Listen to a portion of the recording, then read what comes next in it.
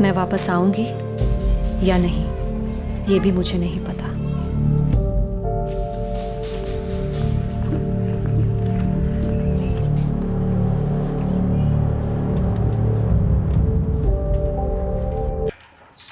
ए डॉली, चल बाहर आ।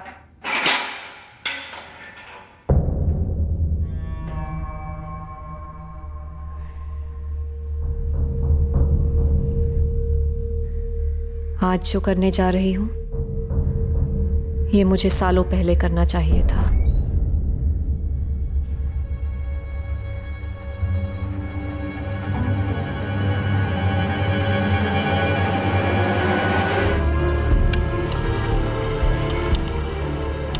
एक अरसे से हमारी बर्बादी लिखित थी, बस ये एक लड़की कोमल आई और तकदीर का लिखा सच कर गई। क्यों कोमल अपना रास्ता खो बैठी?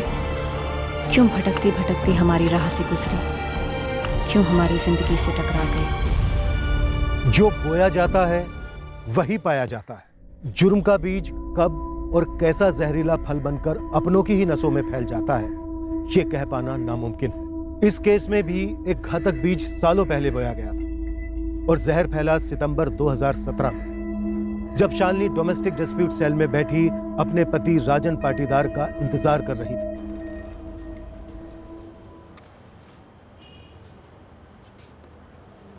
आज फिर लेट है तुम्हारा पति Shalini. The number you have called is currently switched off. Phone भी स्विच ऑफ आ रहा है। लगता है राजन आज भी नहीं आने वाला। तो अब मैसेज कर देती हूँ, कल का टाइम दे देती हूँ। लेकिन अगर कल भी राजन नहीं आया ना शालिनी, तो मेंटेनेंस और एलिमनी के क्लेम पेपर्स बना देते हैं, फाइल कर देते हैं कोर्ट में।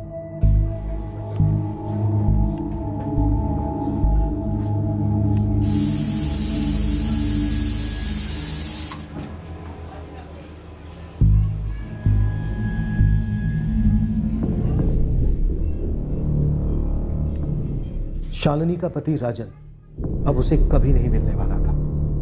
दरअसल राजन के घर में 2 लाशें पड़ी थी। कुछ ही देर में हमें भी इन दोनों मर्डर्स के बारे में खबर मिलने वाली थी। सर, नरेंद्र जी और राजन कभी घर को ताला लगा कर नहीं जाते और किसी ने उनको घर से बाहर जाते हुए देखा भी नहीं। पर से बदबू, सर ये कोई चूहा मरने की बदबू नहीं है सर, जरूर कोई गड़बड़ है।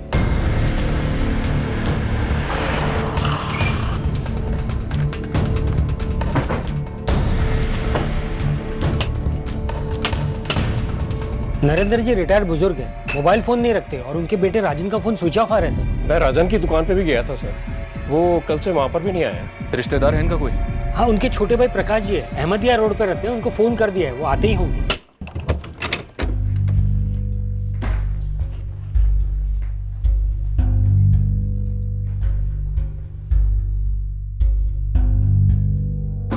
सर यहाँ कुछ तो हुआ है।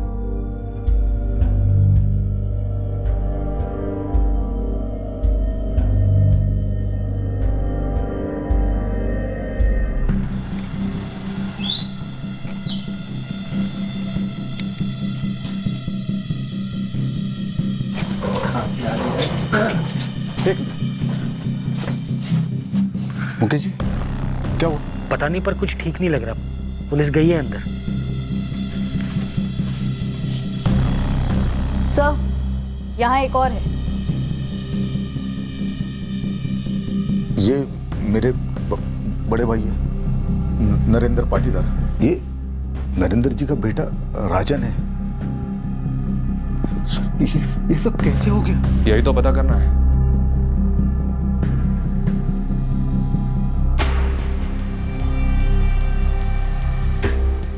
घर में कैश था जिसे छुआ तक नहीं गया, पर क्राइम सीन को लूट का रंग जरूर दिया गया। विक्टिम्स के घर के बाहर खड़ी दोनों मोटर बाइक्स ने भी हमारे शक का एंटीना आ गया कि कौन घर में दाखिल हुआ होगा और ये डबल मर्डर किया हो। ये दोनों बाइक्स बाप बेटे की हैं? सर, ये वाली राजन भैया की है और ये पता नहीं। मोहल्ले में ऐसा कोई है जो अपनी बाइक यहाँ पार्क करता है? सर मुझे तो नहीं लगता, पर पता करता हूँ। जल्दी पता कर। सर, शराब की बोतल तकरीबन खाली है, पर कोई ग्लासेस नहीं मिले हैं। खाने की कोई प्लेट्स वगैरह नहीं मिली? नहीं सर, शायद एक से ज्यादा हत्यारे थे। जाने से पहले सब कुछ साफ करके चले गए। या फिर सर सिर्फ यही दोनों मर्द रहते थे इस घर में। हो सकता है खाना ही ना बना, बाप बेटे का घर से बाहर जाकर खाने का प्लान हो, या फिर कुछ और।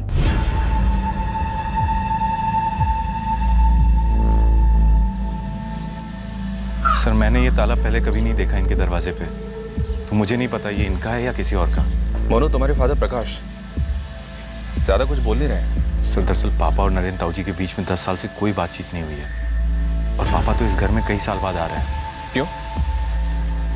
सर राजन शादीशुदा था, लेकिन पड़ोसियों का कहना है कि किसी ने भी राजन की पत्नी शालिनी को पिछले 5-6 महीनों से देखा ही नहीं।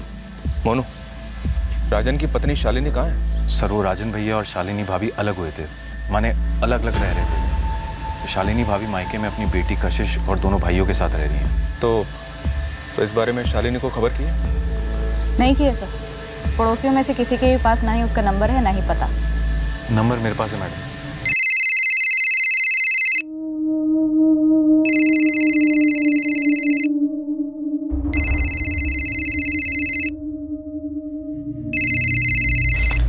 हेलो, शालिनी पाटीदार जी बोल रही हूँ। मैं assistant sub inspector Devika Sahu बोल रही हूँ, तुम्हारे पति राजन के घर से।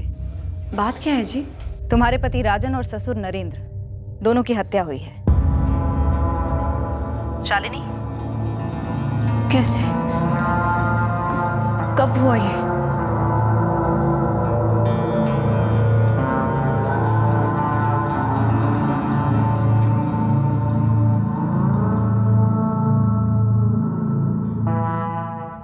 सर राजन के घर के बाहर जो दूसरी बाइक खड़ी मिली वो किसी मोहल्ले वाले की नहीं है।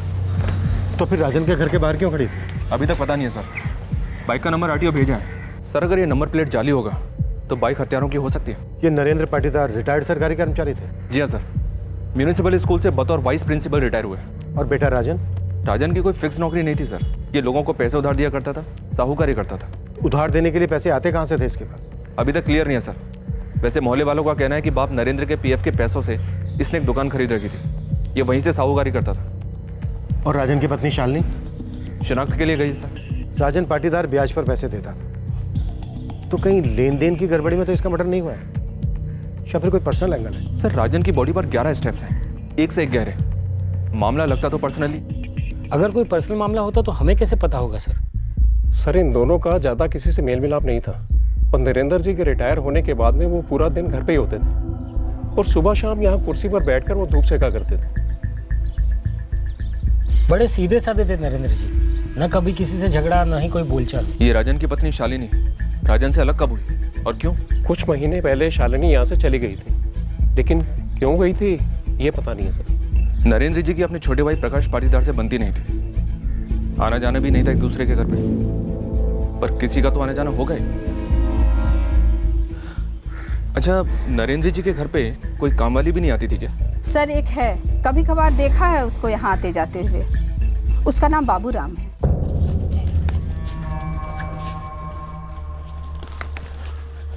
राम राम नयन जी। अरे राम राम बाबूराम, आजा। कहाँ मिलेगा ये बाबूराम?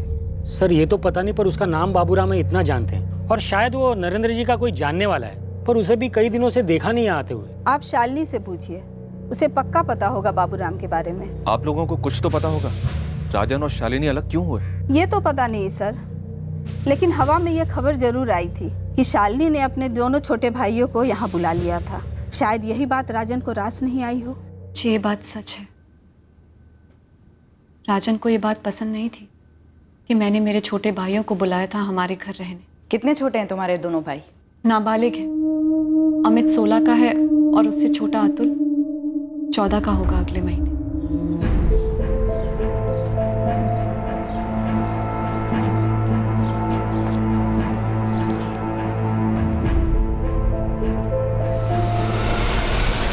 देखो शालिनी, बहुत हो गया। अमित और अतुल से कहो कि आज ही जाए यहाँ से। मैं उन दोनों को बर्दाश्त नहीं कर सकता अब, और इसे मेरा ऑर्डर समझो, और आज के बाद इस पर कोई बहस नहीं होगी। तुम्हारी बहन सोनिया, वो कहाँ रहती है? यहीं भोपाल में, पर वो बेचारी तो अपनी तकलीफों से जूझ रही है। पिछले ही महीने उसके पति धीरज का एक्सीडेंट हुआ था। सोनिया घर पर ही उसकी देखभाल करती है। ऐसे में अमित और अतुल को कैसे भेजती मैं उसके पास?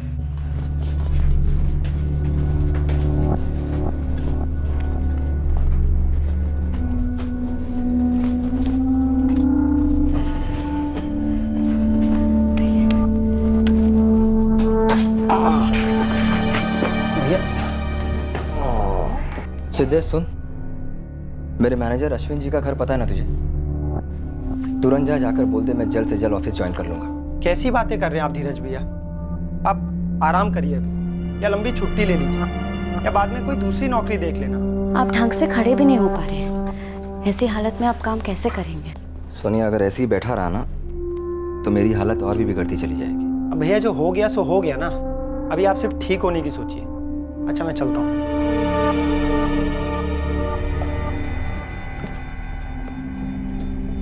मेरे सामने राजन ने कोई रास्ता ही नहीं छोड़ा था, इसीलिए मैं मजबूरन कशिश को लेकर अपने मायके चली गई, अमित और अतुल के साथ। तुम्हारे मायके में तुम्हारे माँ बाप नहीं है? मेरे पिताजी मेरी माँ को काफी समय पहले छोड़कर चले गए थे, याद भी नहीं कब। मैं बहुत छोटी थी शायद। और माँ? माँ भी कुछ महीनों पहले अचानक से छोड़कर चली गई, बिना कुछ बोले। कोई तो कारण होगा। मेरी माँ बहुत ज्यादा मायूस रहती थी, कुछ बोलते ही नहीं थी कि क्या चल रहा है उसके दिमाग में। बस एक दिन उठकर चली गई। पर कहाँ गई? किसी रिश्तेदार के यहाँ या फिर कहीं और? कुछ पता नहीं सर, बस इतना पता है कि मेरी माँ मेरे दोनों छोटे भाइयों को अकेला छोड़कर चली गई। तुमने राजन का घर छोड़ दिया, तो भी डोमेस्टिक डिस्प्यूट सेल में क्या मसला चल रहा था तुम दोनों के बीच? राजन के घर से चले जाने के बाद राजन आए दिन मेरे मायके आते, मुझ पर दबाव डालते, मुझे खूब पीटते और एक ही बात बोलते कि वापस आ जाओ कशिश के साथ। मेरा घर बर्बाद करेगा तू? हाँ? तुझसे शादी करके बहुत बड़ी गलती की मैंने आपके पिताजी की सेवा बहुत शिद्दत से की है। कभी कहा आपसे कि वो हमारे साथ नहीं रह सकते, या कभी कहा कि आप उनकी जिम्मेदारियां नहीं उठा सकते? अरे बाबा है मेरे वो। ये दोनों मेरे छोटे भाई हैं। देख, या तो तू चुपचाप कशिश को लेकर घर आ जा, वरना तलाक का नोटिस भिजवाता हूं तेरे पास में। उसके बाद नाक रगड़ती हुई आएगी ना, तो भी मेरे घर का दरवाजा नहीं खुलेगा तेरे लिए, याद रखना। आप अपनी जिम्मेदारियों से पल्ला नहीं झाड़ सकते राजन। मैं पल्ला झाड़ू जिम्मेदारियों से? बिल्कुल अपनी माँ के नक्शे कदम पर चल रही हो, जैसी माँ वैसी बेटी। आए दिन वो आते, मुझे पीटते, रोज रोज के हंगामे से तंग आ गई थी मैं। फिर एक दिन हिम्मत करके पुलिस कंप्लेन कर दी। फिर राजा ने डाइवोर्स की धमकी दी, लेकिन मुझे डाइवोर्स नहीं चाहिए था। मुझे मेरी जिंदगी चाहिए थी, मेरा परिवार चाहिए था, लेकिन मुझ पर जिम्मेदारियां भी तो थी अपने दोनों भाइयों की। मुझे दोनों घर संभालने थे, मेरा अपना और मेरे भाइयों का। क्या कोई पाप है, गुनाह है कि एक औरत अगर अपने छोटे भाइयों का ख्याल रखना चाहे? शालिनी, ये बाबूराम कहाँ मिलेगा? वो तो मेरे ससुर जी के कुछ पर्सनल काम से आया करते थे। मेरे जाने के बाद अगर उन्हें रखा गया होगा तो मुझे नहीं पता, वरना 7 महीने पहले तक तो घर का सारा काम मैं ही करती थी। हर काम खुशी खुशी करती थी, किसी को शिकायत का मौका नहीं देती थी। मेरी बेटी, मेरे पति, ससुर जी, सबका ख्याल रखती थी।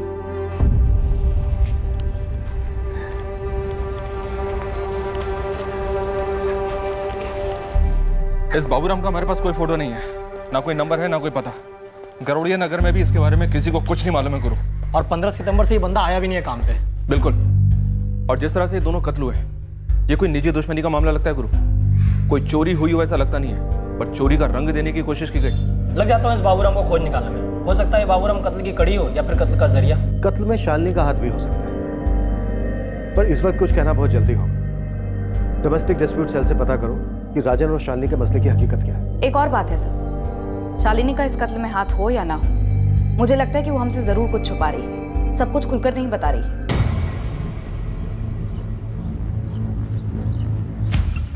लोग झूठ बोल सकते हैं, सच को छिपा सकते हैं, पर सच के पदचिन्ह सामने दिख ही जाते हैं और झूठ के दरवाजे तक ले ही जाते हैं। सर, हमने राजन पाटीदार के फोन का पासवर्ड क्रैक कर लिया। 15 सितंबर की रात 2:15 बजे यानी 16 सितंबर की अर्ली मॉर्निंग उसका फोन एक्टिव था। बात हुई थी किसी से। कॉल राजन ने किया था या किसी ने उसे किया था? उसे कॉल आया था किसी मोनू नाम के बंदे का। मोनू?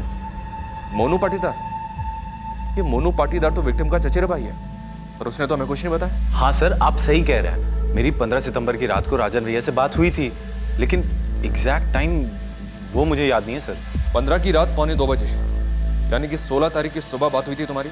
हाँ सर, देर रात बात हुई थी। तो बिना देर की हमारे थाने पहुंचा। हम भी तो जाने कि रात को 2:45 बजे तुम्हारी राजन के साथ ऐसी भी क्या बात हुई थी, उसकी मौत से कुछ ही देर पहले।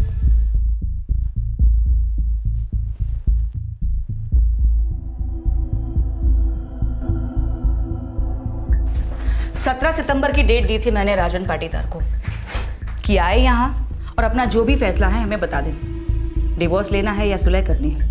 और इस आखिरी फैसले के पहले ही राजन का मर्डर हो गया और उसके पिता नरेंद्र का भी। ऐसा है ना देविका, मैं पक्का तो नहीं बोल सकती कि इस डबल मर्डर में शालिनी का हाथ है या नहीं, लेकिन हाँ 17 सितंबर को शालिनी यहीं बैठी थी राजन का इंतजार करते हुए। अब वो ड्रामा कर रही थी या सच में इंतजार कर रही थी, ये बताना मेरे लिए बहुत मुश्किल है।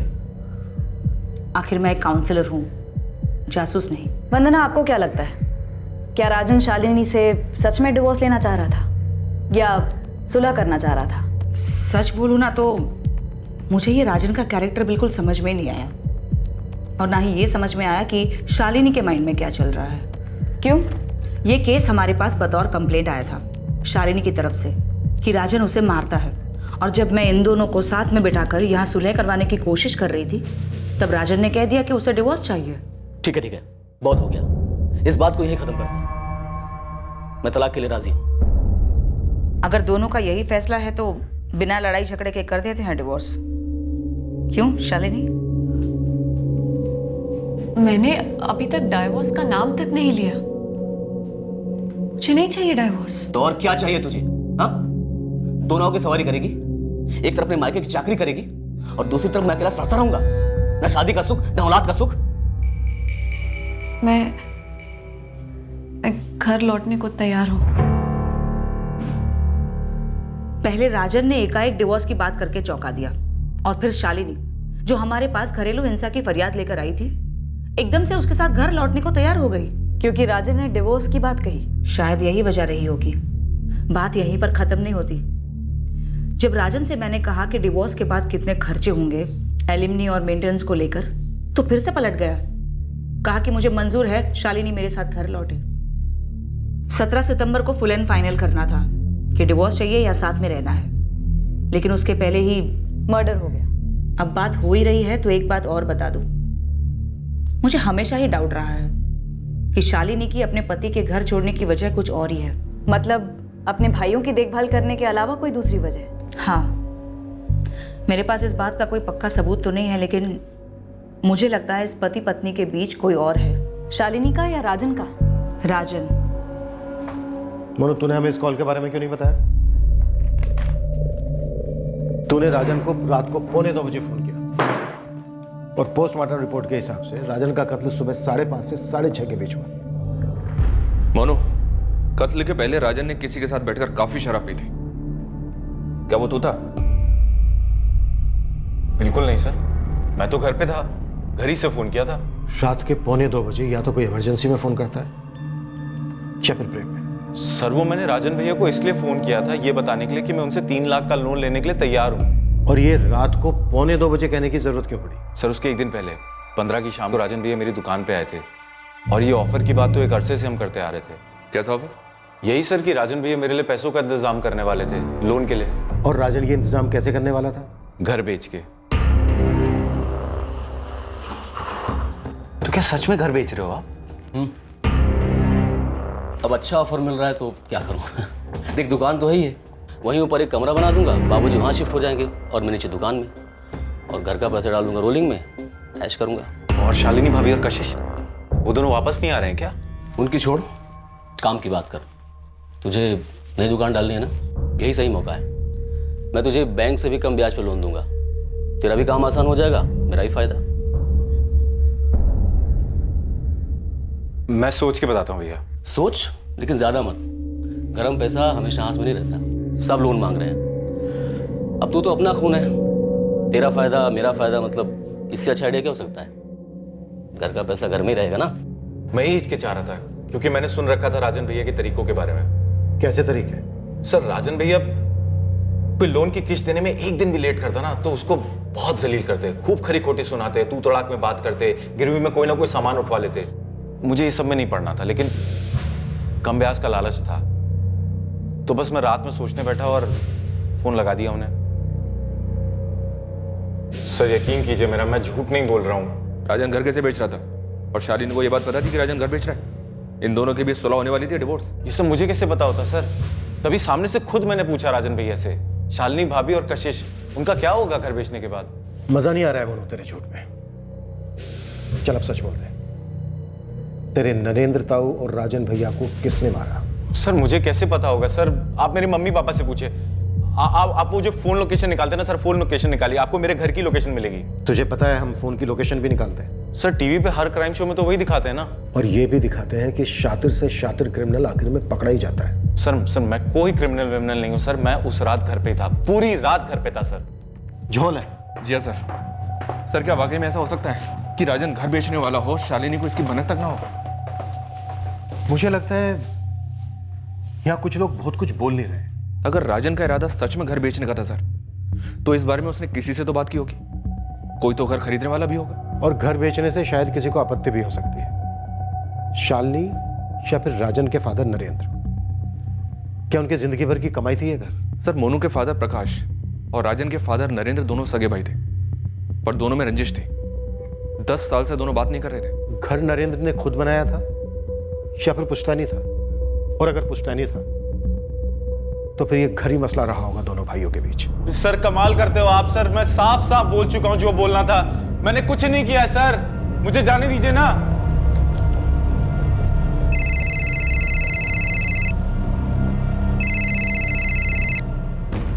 हेलो, प्रकाश पाटीदार, मैं सब इंस्पेक्टर ठाकुर बोल रहा हूँ। हाँ बोलिए। आपसे कुछ बात करनी है। किस बारे में? आपके बड़े भाई नरेंद्र और भतीजे राजन के कत्ल के बारे में, और अगर इसके अलावा और भी कोई बात है तो वो भी करेंगे। सर मैं ये पहली बार सुन रही हूँ। मुझे तो यकीन नहीं हो रहा है कि राजन अपना घर बेचना चाहते थे, वो भी मुझे बिना बताए। शालिनी हमारे साथ लुका छुपी कौन खेल रहा है, मोनू या तुम? मैं राजन के बारे में क्यों कुछ छुपाऊंगी सर? मेरे बच्ची के पिता थे वो, उनसे सुलह करके घर लौटना चाह रही थी मैं। तुम वाकई में घर वापस लौटना चाह रहे थे? सर आप मुझ पर शक कर रहे हैं? मुझ पर? सर आरटीओ पेपर्स, राजन की बाइक के पास में जो बाइक पार्क थी वो किसी जितेंद्र चौबे के नाम पर रजिस्टर्ड है। ये जितेंद्र राजन के ही मोहल्ले का है? नहीं सर, उसके मोहल्ले से काफी दूर का एड्रेस है। ट्रैक कर लिया है उसे, जितेंद्र का नंबर भी निकाल लिया है। फोन ऑन है उसका, लेकिन उसे फोन नहीं किया है अभी तक। तुरंत उठा लो। मालिक वो आपका बाबूराम जो था, पाटीदारों के घर काम करने वाला। राम राम नयन जी। वो हवा हो गया भोपाल से, गायब। गायब कब हुआ? ये तो ठीक से किसी को पता नहीं है। उसका मोबाइल नंबर मिला है पर बंद है, और बंदा बोरिया बिस्तर के साथ गायब हुआ है। गुरु, इस बाबूराम का हमारे हाथ लगना बेहद जरूरी है। ये इस केस की अहम कड़ी हो सकता है। वैसे एक कड़ी हमारी भी हाथ लगी है। वो जो लावारिस बाइक के बारे में बताया था ना, राजन के घर के बाहर खड़ी थी, उसका मालिक ट्रेस हो गया, उड़वा लिया उसे। सर बाइक छुड़वा नहीं पाया था, इसलिए आपको वहाँ पर मिली। छुड़वा नहीं पाया? गिरवे रखी थी राजन के पास बाइक? 50,000 लिए थे राजन भाई से, सिर्फ 15,000 लौटा पाया था, और 1 साल से ऊपर हो गया था। जब नहीं लौटा पाया था तो राजन भाई चढ़ गए मेरे ऊपर। राजन भाई बाइक लेकर मत जाओ, मेरी खटिया खड़ी हो जाएगी। राजन भाई मैं ऑफिस जाता हूँ इस पर। ऑफिस जाता ना तो महीने के आखिर में सैलरी मिलती होगी तुझे, घर भी चलता होगा उसी से, गाड़ी में पेट्रोल भी डालता है। इन साले किस्त तो बहुत दूर की बात है, सही ढंग से ब्याज भी नहीं लौटा पाया तू अभी तक। लौटा दूंगा। लौटा दे, तुझे बाइक लौटा दूंगा। 6 महीने हैं तेरे पास, पूरे पैसे मुझे मिल गए तो ठीक है, नहीं तो बेच दूंगा इसे। राजन भाई ऐसा मत करो राजन भाई। शेर बकरी से दोस्ती कर लेगा तो घास खाने के दिन आ जाएंगे। पैसे लेके आ, बाइक लेके जा। किस मुंह से उन्हें रोकता साहब, मैं बताओ। 4 महीने तक कुछ नहीं दे पाया, बाइक वहीं पड़ी रही। और तू वहां पहुंचा 15 सितंबर की रात को, गुस्से में आकर तूने राजन को मार डाला और साथ में उसके बूढ़े बाप को भी। साथीदार कौन था तेरा? जो दूसरा देनदार? ये सब क्या बोल रहे सर आप? मैं ईमानदार आदमी हूँ, ईमानदारी से अपना काम करता हूँ। मैंने ना अपनी बहन की शादी के लिए 50,000 रुपये लिए थे राजन भाई से, क्योंकि मेरी उनसे पुरानी जान पहचान थी और मैंने आज तक कोई गलत काम किया ही नहीं है। चुप रहना भी गलत काम होता है जीतू। तेरी ये बाइक की तस्वीर भोपाल के हमने हर अखबार में छापी थी। ऐसा हो ही नहीं सकता कि तूने देखी ना हो। देखी थी। फिर भी चुप रहा, क्योंकि चोर की दाढ़ी में तिनका। कोई तिनका उनका नहीं था सर। मैं डरा हुआ था। आप लोगों ने बाइक की तस्वीर ऐसे छापी थी जैसे बाइक का मालिक ही खूनी हो। मैंने ये सोचा कि मैं सामने से जाऊंगा, मेरी लग जाएगी। तो अब क्या कम लगेगी तेरी? सर मैं एक सीधा आदमी हूँ, मेरी एक गलती कि मैं लोन नहीं लौटा पाया, लेकिन मेरा लौटाने का इरादा पक्का था और लौटा भी देता। राजन भाई जब बाइक लेकर गए थे ना, थोड़ा दुख हुआ था, तकलीफ हुई थी, लेकिन वो तो अपनी जगह गलत नहीं थे। मेरी कोई रंजिश थोड़ी थी राजन भाई के साथ। रंजिश? रंजिश गलत शब्द है। खटास से हमारे बीच खटास। वजह? जमीन। राजन जो घर बेच रहा था पूछता नहीं था? सर पहली बात तो मुझे मालूम ही नहीं था कि वो घर राजन बेच रहा है कि नहीं। कैसे मालूम होगा? और दूसरी बात, वो पुश्तैनी नहीं था।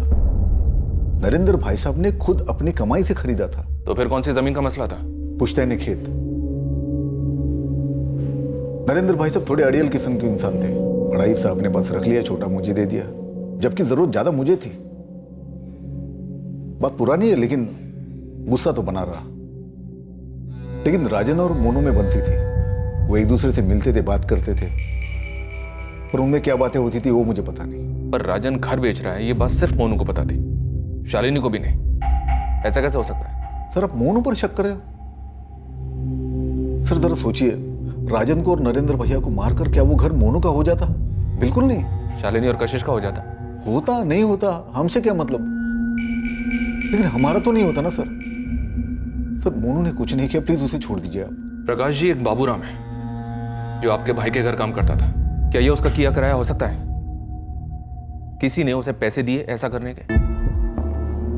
प्रकाश जी, क्या बाबूराम ऐसा कर सकता है? सर ये बाबूराम जो है वो नरेंद्र भैया जिस स्कूल में उपाध्यापक थे वहां पे चुटपुट काम किया करता था। और मैं कैसे बता सकता हूं कि उसी ने नरेंद्र भैया का खून किया नहीं किया? हो भी सकता है, नहीं भी हो सकता है, लेकिन मोनू ने नहीं किया। आप मोनू को छोड़ दीजिए प्लीज। अगर बाबूराम ने ये किया है तो किसके कहने पर किया होगा? किसके लिए किया होगा? उसकी किसी के साथ कोई पुरानी दुश्मनी, कोई भड़ास? पता नहीं अब वो कहाँ।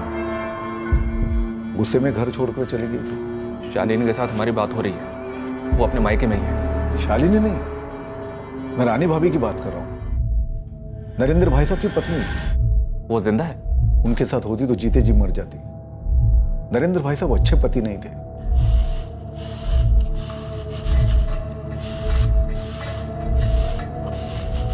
किसी ने भी हमें नरेंद्र पाटीदार की पत्नी रानी के बारे में ऐसा कुछ तो नहीं बताया। क्यों?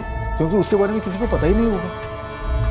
राजन जब 4-5 साल का था तब रानी भाभी घर छोड़कर चली गई थी, 25 साल पहले। इतने छोटे बच्चे को छोड़कर चली गई? वरना उन्हें दुनिया छोड़नी पड़ती थी। नरेंद्र भाई साहब जानवरों की तरह पीटते थे उन्हें। मैं हमेशा सोचता था कब वो घर छोड़कर भाग जाएगी, और एक दिन वो सच में भाग गई। लेकिन प्रकाश जी, पोस्टमार्टम रिपोर्ट में नरेंद्र के खून में हमें एक बूंद शराब नहीं मिली। शायद छोड़ दी होगी, पर मैं जो बता रहा हूँ वो अतीत के बारे में, जो सच है। तो मतलब आप ये कहना चाहते हैं कि हमले का असली निशाना नरेंद्र जी थे? राजन इसलिए मारा गया क्योंकि वो वहां उस वक्त मौजूद था? ये मैं कैसे कह सकता हूँ? आपने पूछा कि बाबूराम ने किसके कहने पे किया होगा, तो मुझे रानी भाभी का नाम याद आया, क्योंकि वो उसे जानती थी। ऊपर से आपने बोला कि वहां पे चोरी वोरी कुछ हुई नहीं, तो ऐसे ही मैंने सब बता दिया। ठीक है सर, मोनू ने कुछ किया नहीं, आप प्लीज उसको छोड़ दीजिए। शालिनी कह रही है कि उसे हमेशा बोला गया कि राजन की माँ उसके बचपन में ही मर गई थी। पता नहीं और कौन कौन से एंगल्स उभरने वाले हैं इस केस में, और इनमें से इस डबल मर्डर केस से किसका ताल्लुक है।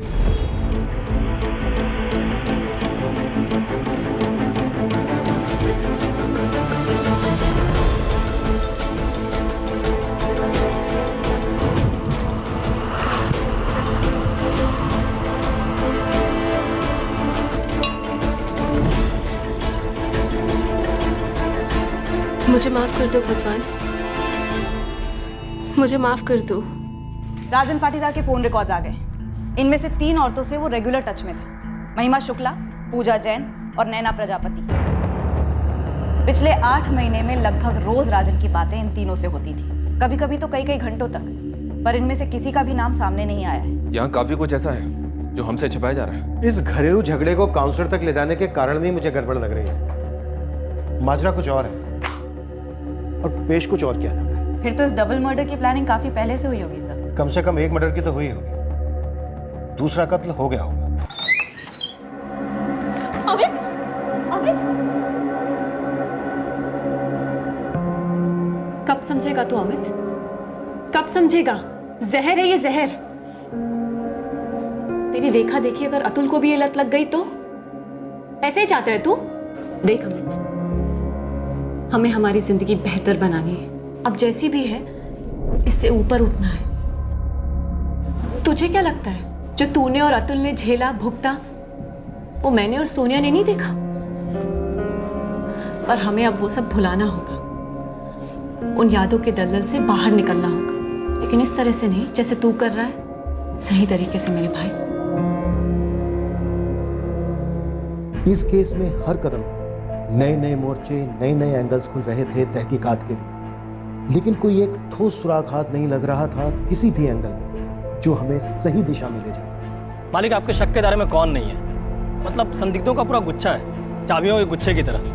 एक तो ये राजन का कजन मोनू, फिर उसके 25 साल पहले की माँ रानी पाटीदार जो सालों पहले गायब हो गई थी, फिर उसके लाइफ में ये 3 देवियाँ, महिमा शुक्ला, पूजा जैन, नैना प्रजापति, और मास्टर चाबी शायद हमारे पास एक ही, नौकर बाबूराम। सर मुझे ऐसा लग रहा है कि इन सभी एंगल्स के बीच में हमसे कुछ छूट रहा है, कुछ अनदेखा हो रहा है, या कुछ ऐसा जो पकड़ में नहीं आ रहा है। ये शालिनी की माँ, उसका क्या? उसका क्या गुरु? मेरे को थोड़ा खटकता है कि ये शालिनी की शादी को 7 साल हो चुके हैं, 6 साल की उसकी बच्ची है। शालिनी की छोटी बहन सोनिया की शादी को भी 3 साल हो चुके हैं, और शालिनी की माँ का पति कई सालों पहले गुड बाय बोल गया। मतलब इस औरत ने अकेले अपने बलबूते पे इन दोनों लड़कियों को सेटल किया, और अब अचानक अपने दोनों नाबालिग लड़कों को छोड़कर ऐसे ही गायब हो गई। बात कुछ जमती नहीं है साहब। कुछ बनता है इधर?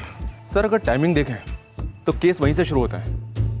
माँ गायब होती है, दोनों लड़के शालिनी के घर पहुंचते हैं, राजन और शालिनी में कश्मकश शुरू होती है, और फिर शालिनी अलग होती है अपने पति से, और फिर राजन की मारपीट शुरू होती है, डोमेस्टिक सेल में कंप्लेंट की जाती है, और जैसे ही मामला सुलझने वाला होता है डबल मर्डर हो जाता है। लग जा, खोज निकाल शालिनी की मां का, पता तो चले वो इस केस की चाबी है या फिर संदूक के अंदर का सबसे बड़ा राज। संदिग्धों की लिस्ट बढ़ती जा रही है, हमारे पास कई एंगल्स थे, लेकिन अब इस केस में एक नया पहलू सामने आने वाला था। कोमल महतो था उस लड़की का नाम, जो थी तो एक अतीत के केस में शामिल, पर अब हमारी तहकीकात में एक महत्वपूर्ण पड़ाव साबित होने वाला है। हमने नहीं सोचा था कि शालिनी की मां का इस केस से कोई ताल्लुक होगा, पर हम गलत थे। शालिनी और राजन भले हाल ही में अलग हुए थे, पर इस दूरी की जड़ जुर्म का वो बीज था जो शालिनी की मां ने बोया था। सही वक्त पे सही जगह उंगली रखिए साहब। हाथ में क्या है गुरु? यही कि ये शालिनी की माँ कोई गायब वायब नहीं है। मतलब शालिनी झूठ बोल रही है? कहाँ है शालिनी की माँ? आपके चौखट पे ही बैठी है साहब, मैडम अंदर है, रेवड़ी चौक थाने के लॉकअप में बंद है। अरे ओ आशा, अरे सुन रही है क्या? अरे हम कह दिए हैं तो क्या हुआ, जानवर तो नहीं है ना? अरे सूखी रोटियां तो ना खिलाया कर बहना। मैं पैसे दूं क्या खाना मंगवाने के लिए? तेरे हराम के पैसे तू रख अपने पास। तू जैसी गिरी औरत को सूखी रोटी तो क्या, भूसे की रोटी भी नहीं देनी चाहिए। डॉली जायसवाल नाम है शालिनी की माँ का। फरवरी 2017 में पुलिस को टिप मिली थी डॉली के खिलाफ, धर दबोचा उसे। Charge 370 human trafficking. जी साहब, इस डॉली ने एक लड़की अगवा की थी और उसे धंधे पे चढ़ाया था। अपने घर से बिजनेस कर रही थी, सालों से इसका यही पेशा है साहब। लड़कियां खरीदती है, बेचती है और धंधे पे लगाती है। क्या पता कैसे हमारे रडार से इस शालिनी का बैकग्राउंड छूट गया। शालिनी ने हमारे रडार से बाखूबी छुपाया इसे। पर डॉली के बैकग्राउंड का राजन पाटीदार और नरेंद्र पाटीदार के कत्ल से कनेक्शन क्या बनता है गुरु? बन सकता है मालिक। कोई लीड है? मेरा एक हिस्ट्री शीटर दोस्त है फैजल, डॉली ने उसे लॉकअप में बुलाया था अभी पिछले महीने अगस्त में। सलाम डॉली जी।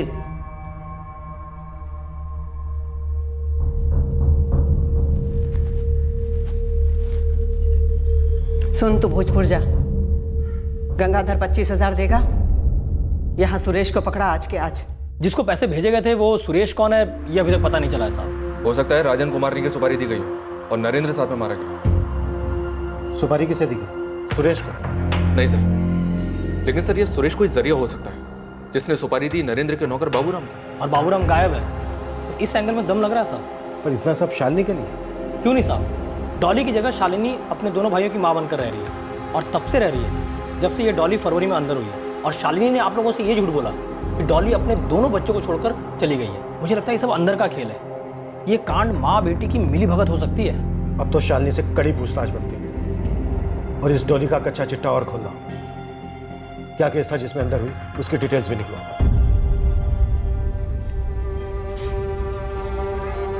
लाख कोशिश करो बुरी यादों के दलदल से निकलने की, वो फिर भयानक सपने बनकर लौटते हैं। कई जिंदगियां बर्बाद हुई थी अतीत में, कई जिंदगियां बर्बाद हो रही हैं वर्तमान में, और आने वाले दिनों में और जिंदगियां दांव पर लगेंगी।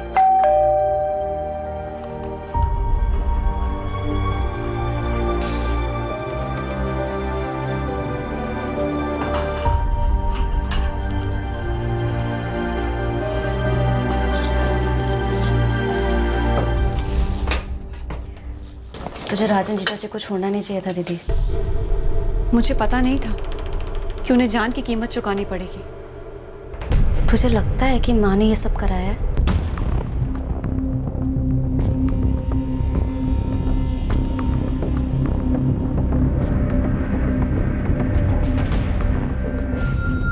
अब भी एंगल्स अनेक, सवाल बेशुमार थे और हम तरस रहे थे उस ब्रेक थ्रू, उस एक ठोस सुराग के लिए जो कील ठोक देता इस केस में। ये 7 महीने पहले का ट्रैफिकिंग केस क्या था जिसके चलते शालिनी की मां डॉली जायसवाल गिरफ्तार हुई? क्या इस हत्याकांड का शालिनी के बहनोई धीरज गुर्जर के एक्सीडेंट से कोई ताल्लुक था, या इस केस का कनेक्शन उन 3 लड़कियों से था जिनसे राजन पाटीदार की अक्सर फोन पर बातें होती थी, जिसके चलते शालिनी ने गुस्से में अपनी मां डॉली के जरिए राजन का कत्ल कर दिया? क्या इस डबल मर्डर केस में बाबूराम एक अहम खिलाड़ी था? क्या उस तक पहुंचने से इस केस को ब्रेक थ्रू मिलने वाला था? क्या इस केस के कुछ ऐसे भी पहलू थे जो अब तक हमारे सामने नहीं आए थे? कातिल ने जितनी भी शातिर चाल चली थी, हमने भी ठान ली थी कि हम इस केस की तह तक जाएंगे, गुनहगारों का और कत्ल के मकसद का भी पता लगाएंगे कि इस डबल मर्डर में असली निशाना कौन था और कौन मौके पर होने की वजह से मारा गया। कल रात हम इस केस को अंजाम देंगे। क्राइम पेट्रोल सतर्क। जय हिंद।